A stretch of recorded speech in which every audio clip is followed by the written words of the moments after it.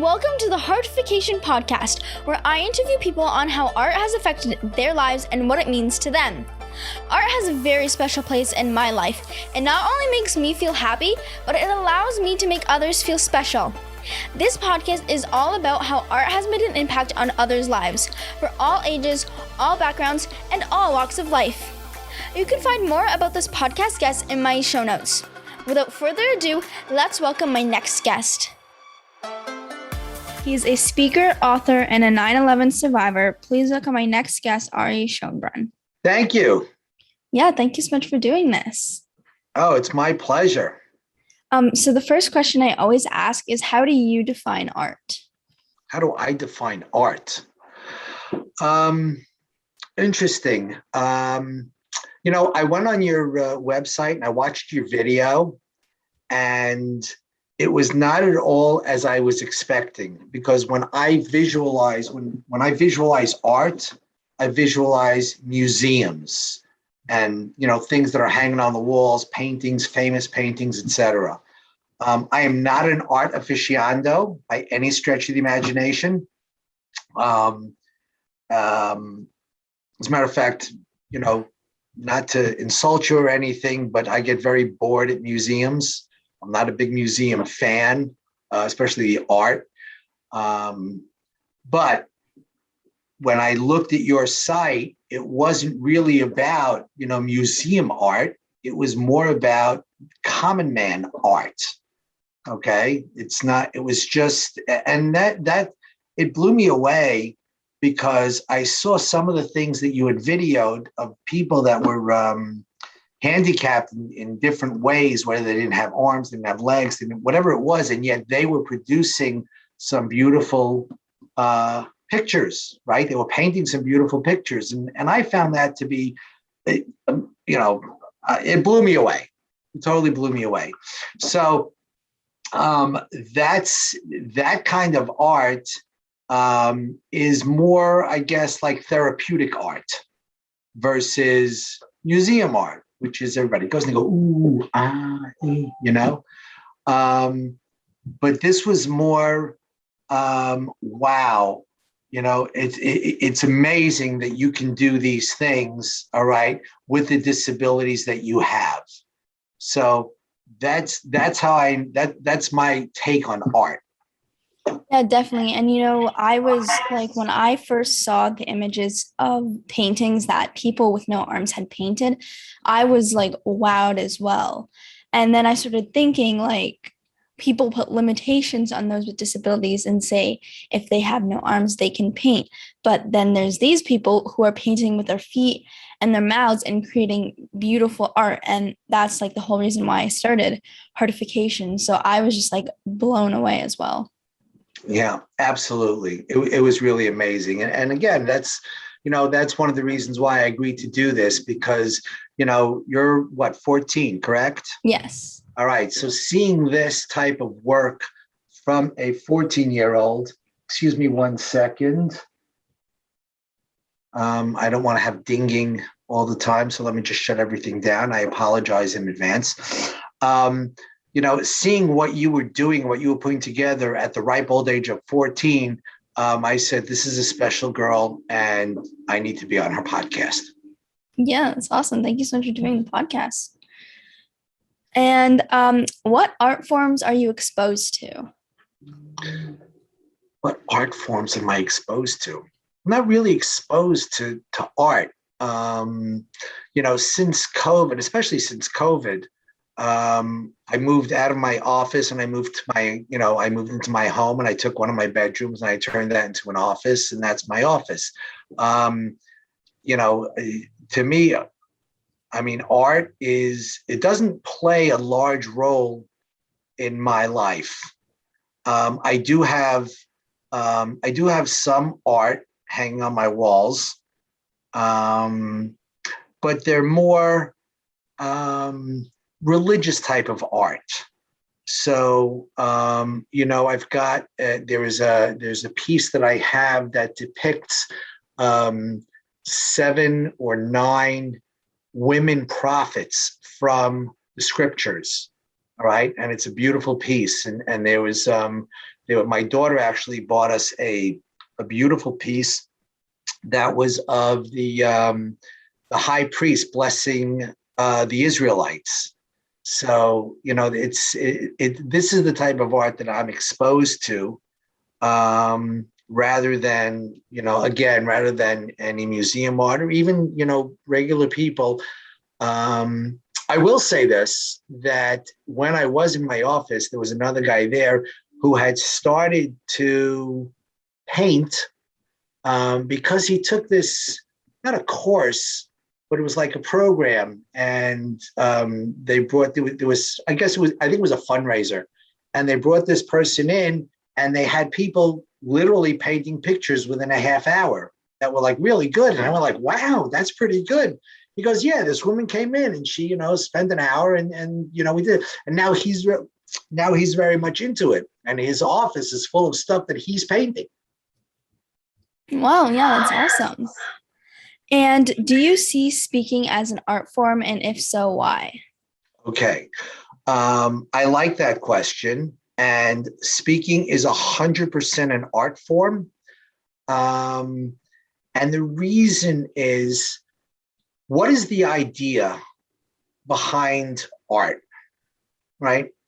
That's kind of my thought process. What is the idea behind art? The idea behind art is to engage people. All right. They see something, you show them a piece of art, you engage them, they look at it, they study it, they comment on it, right? And there's like a give and take, and there's a whole dialogue that happens. Well, speaking is the same thing. When I get on stage and I start to talk to people and I tell them my story, all right, it becomes engaging. And then we have a Q&A and they start asking me questions, well, what about this and what about that? What happened here? What happened there, etc. So for me, speaking is an art form because I don't draw, I don't paint, but I speak.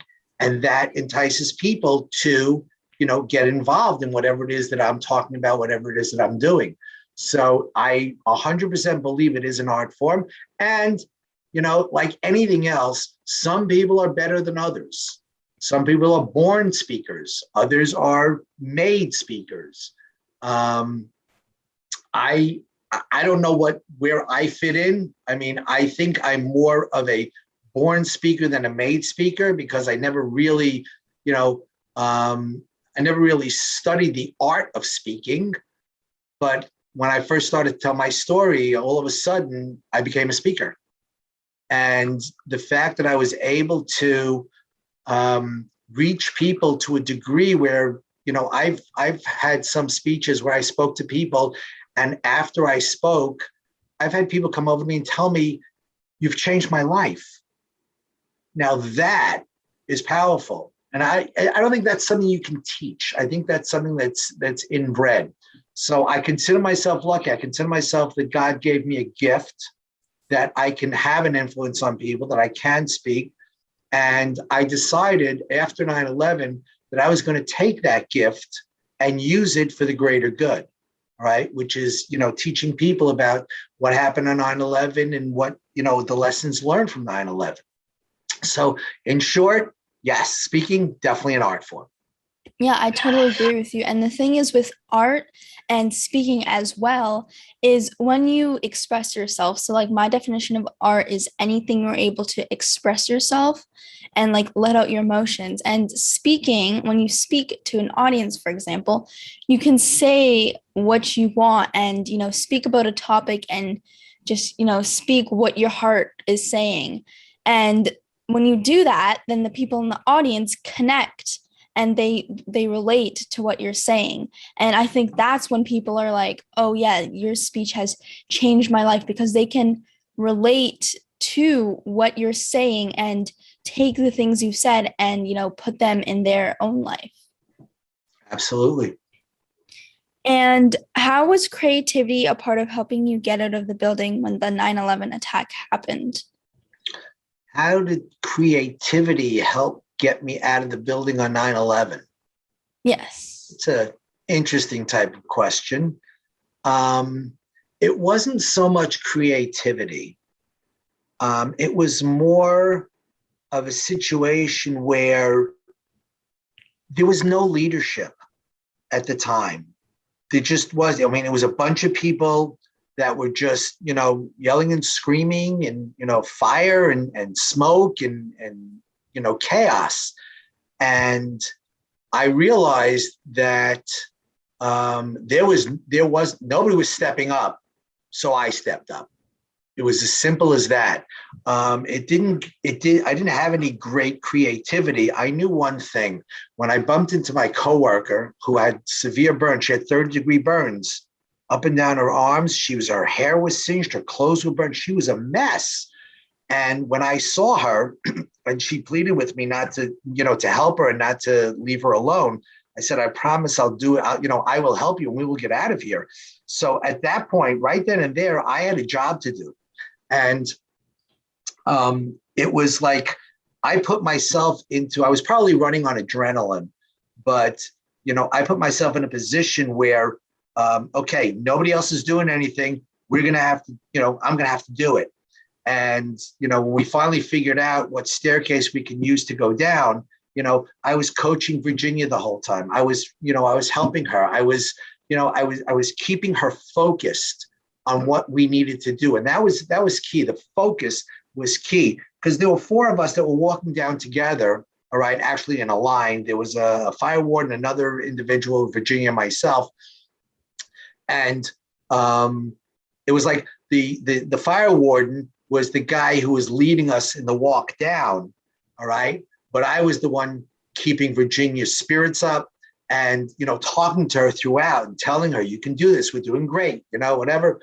And, that focus that I had, that I gave her, all right, is probably one of the reasons we actually got out. Because I'll tell you something, when I was on the 78th floor when that plane hit, all right, and the plane hit on 93, I think, 93 to 101. When we got down to the 50th floor, Virginia turned to me and said to me, Ari, I can't do it. I can't go on anymore. Now, at that point in time, I needed to make a decision, right? Do I have her sit down and rest or do we keep going? And I said to myself, what, if she sits down and, to rest, she may never stand up. She may never get up. And if she doesn't get up, she was going to die. And, as I tell people, that wasn't on my agenda for the day. So I said to her, no, you can do it. And I'm coaching her down. All right. And I'm keeping her pumped. I'm keeping her moving. Right. And that's how we got down 78 flights of stairs and got her out, got her into an ambulance. And, that's how we saved her life. Wow. So it wasn't really, I wouldn't say it's creativity. I think it was adrenaline. It was, autopilot kind of took over. People said to me, well, how did you know what to do? I go, instinct, probably, because I was never in that position before, right? But I knew that I had a job to do, and it just like instinct just took over. All right. And that's how we got out. Wow, that's amazing. And how did your life change after 9/11 in terms of your outlook and relationships? And how did art and creativity help in that process? Okay, so my life definitely changed. Okay. I would think so. Yeah. But it's interesting because as much as my life changed, I know people that went through the exact same thing, all right, and their lives did not change. All right. And the question is why? Right? That's the question. Yes, your life changed. Of course your life changed, but why did your life change? Because of how many people go through life-changing experiences, but yet their life does not change? All right. Part of the reason, in my humble opinion, is the fact that when I looked at what happened, I realized that God had plucked me out of a burning, collapsing building and gave me a second chance. All right. Because I lost 658 friends and coworkers on that day. All right. We occupied the top 5 floors of Tower 1, and that plane went in and it killed everybody that was in the office, 658 people out of 960 that we employed. The rest just weren't there. So, I realized that I was given a second chance, and I was determined to make some changes. And, one of the changes I made was the fact that, I used to fly off the handle at the drop of a hat. I was a yeller. I was a screamer. All right. And after 9/11, I started to think about what my life was like. And I said to myself, why are you yelling? Why are you screaming? You think you're going to get it? You think you're going to get more out of people by doing that? And I went like, nah, I don't think so. So that changed. I wasn't yelling. I didn't yell and scream at people anymore. One of the biggest things that I did was I stopped swearing. I stopped cursing. No more four-letter words.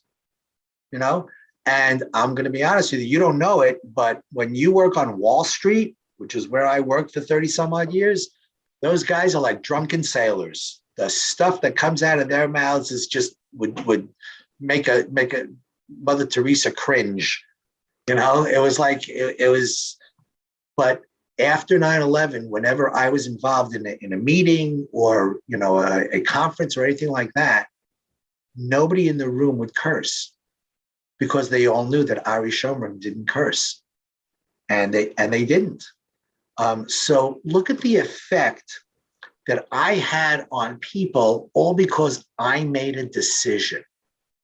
That's what it was all about. Of course, my relationship with my wife and my kids obviously, got much, much better. I was one of those guys who was always working. I was a workaholic. I was always working morning till night. There were mornings that I would get into the office at 7:30 and I wouldn't come home till 11 o'clock at night. All right. It was just, that was my nature. That's what I did. And I missed a lot of my kids' experiences in life, whether it was the school trip to the zoo, or whether it was, the school play, or whether it was mock trial, whatever it was, all these things I missed because work was more important. And after 9/11, work just wasn't that as important. Now, it was important because, we were working towards a goal, in that we were trying to raise money so we can help all of the families of the victims. We lost 658 people, but it wasn't the be all and end all. All right. There was my kids. My kids took precedent. My wife took precedent. And now my grandkids take precedent. All right. So that's where I'm at. That's what happened with my relationships. My relationships with my friends, all right, changed. And I realized, what? I need you to be upbeat, happy. If you're going to be negative, you're going to be down, you know what? We gotta stop seeing each other. That's not what life is all about. I want to be around people that are upbeat, people that are happy, people that are motivated. These are the people I want to be around. All right. Not the losers, not the naysayers. You need to be, and I try and teach people that. I say, you know what? You don't have to, there's always two sides to a coin, right? They say, do you see the glass as half full or half empty, right? But you know what you're missing? You're missing the fact that you can fill the glass, right?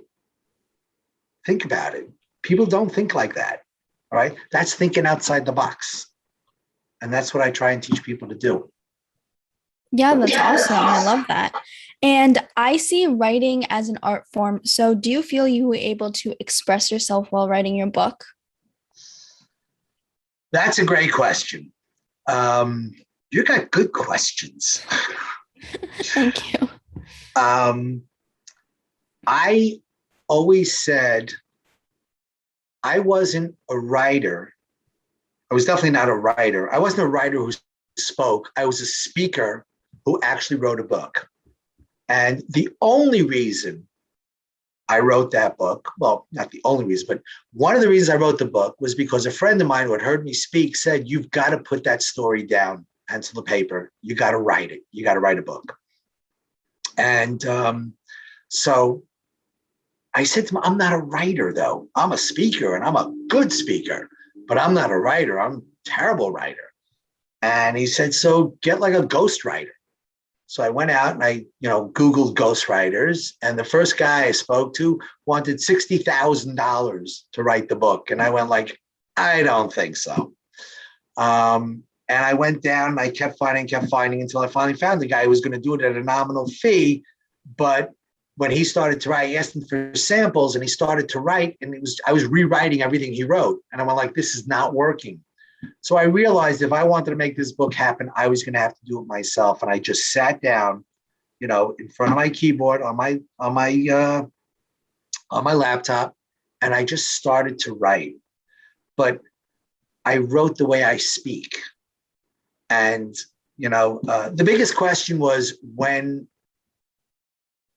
is a book finished? And I remember when I was a kid going to school, right? And if there was a test going on, right, at the end of the period, what happened? Teachers would say what? Pencils down, right? And so I got to the point where I went like, you know what? Pencils down. I'm done. Can't do anymore. And I wrote the book. I didn't, I spoke to some people who are in the book about some of their experiences. And, I poured my heart out is basically what I did. I poured my heart out onto the paper. And at the end of the day, nobody wanted to publish it. So I self-published it. And I ordered 2,500 copies of the book when I wrote it at first. They sent me 2,700, but they said there could be some overage. And I remember seeing this tractor trailer, pull up to my garage and unload pallets of books.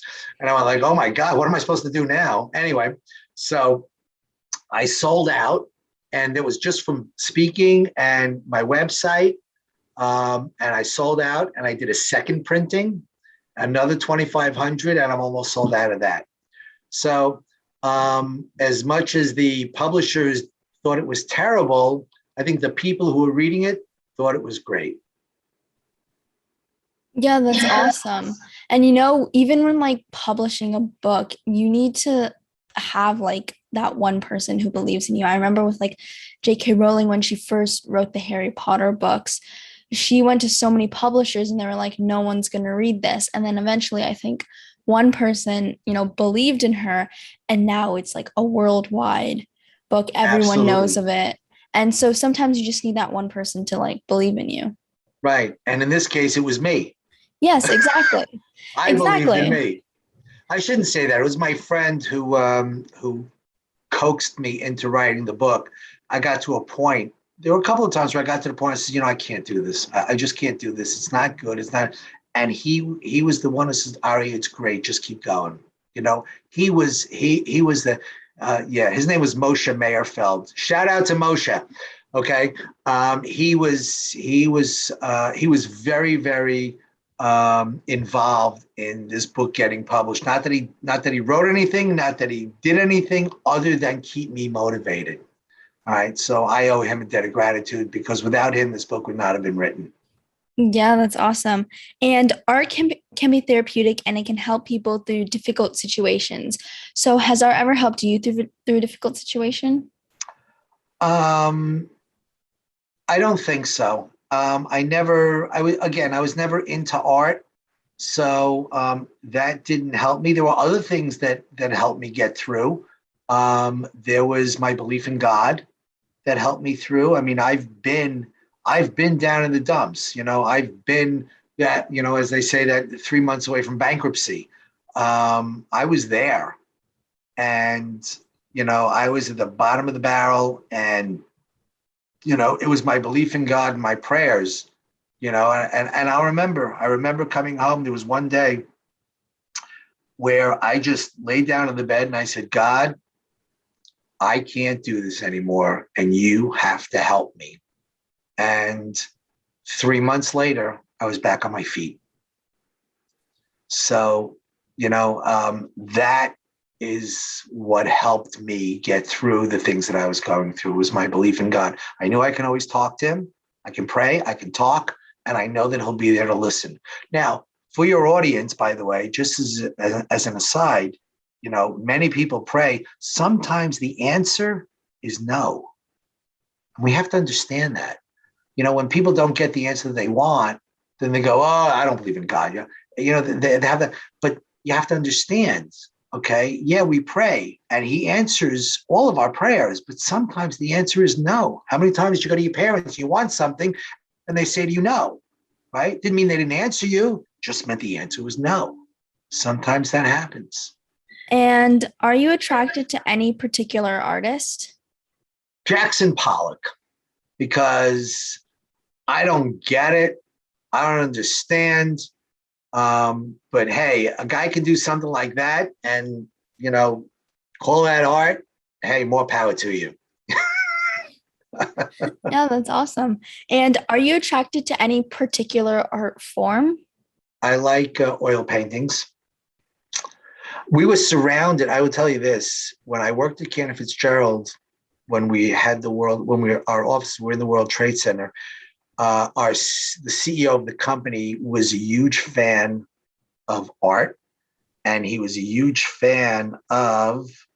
There was one artist he was a big fan, and he had Rodin. He was a big Rodin person, and he owned 750 Rodin pieces, Wow. and a lot of them were in the office. Okay, and they were sculptures. That was the word I was looking for. They were sculptures, and it was amazing. Rodin was like, you remember? Did you ever see The Thinker? You ever see Maybe. that piece? Look it up. The Thinker. All right, that was a Rodin piece. We had that in the office. So I like sculptures. Yeah, that's awesome. And my Heartification project is all about giving back to the community. So how do you give back to the community? Oh, I give back to the community. I support a bunch of charities. One of which is a soup kitchen. One of which is I actually sit on the board of an organization called Strength to Strength. And if anybody wants to look it up, they can do it. It's STOS, Strength to Strength, STOSglobal.org. And they are an organization that works with victims of terror. The woman who started it was actually on a bus in Jerusalem when a suicide bomber got on the bus and blew himself up, and everybody around her died, and she was the only one that survived. Wow. And yeah, and she started Strength to Strength because when after this happened, she came back to the States. She was originally American, and she went to live in Israel. And then after this happened, she was single. She came back to the States, and she was looking for people to talk to that had gone through what she had gone through, and she couldn't find anybody. There was no organization that worked with victims of terror. So she decided that's what she was going to do. And she started Strength to Strength, and she pleaded with me to come on the board. I knew her very well. And ultimately, I agreed. And, we do a lot of things for a lot of victims. We have all kinds of programs. None of the victims have to pay for any of the programs. Like we have a week in New York, and we fly them in from all over, from Ireland and Israel, Argentina, Spain. I mean, all over wherever there was terror and there are victims of terror. So we fly them all in, all right, for a week in New York, absolutely free. So that is how I, in my small way, am trying to help and give back.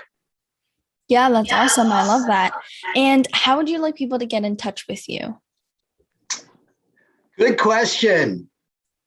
So they can get in touch with me. My email is ari@arischonbrun.com. So that's ARI@ARISCHONBRUN.com. Or they can go to my website, arischonbrun.com. And they can also go to my podcast website, which is whispersandbricks.com. All one word, whispersandbricks.com. They can find me there. And of course, they can find me on Facebook and LinkedIn and Twitter. I'm in all the social media. And if there's anybody out there that is looking for help, all right, that may have gone through some trauma, or that are, stuck in where they are and they're looking for a way to get out, I can absolutely help them. I have a Whispers and Bricks Academy. It's a 7-week program that I work with people, and